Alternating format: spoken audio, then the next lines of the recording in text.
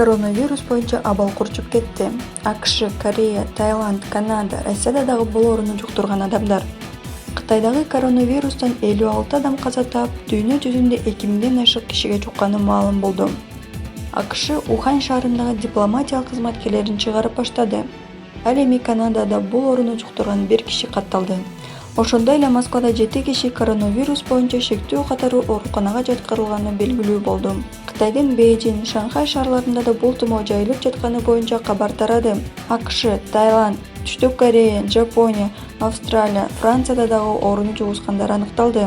Кытай лидери Си Цзиньпин жаңы жылды куттуктоо учурунда оору көзөмөлдөн чыкканын, абал оорлошуп бара жатканын билдирди. Кытайдын бир топ ири шаарларында коомдук транспорт токтоп, элдин ары-бери барышына чектөө киргизилди. Гонконгдо да оору катталгандыктан вирус боюнча чукул кырдаал жарыяланды.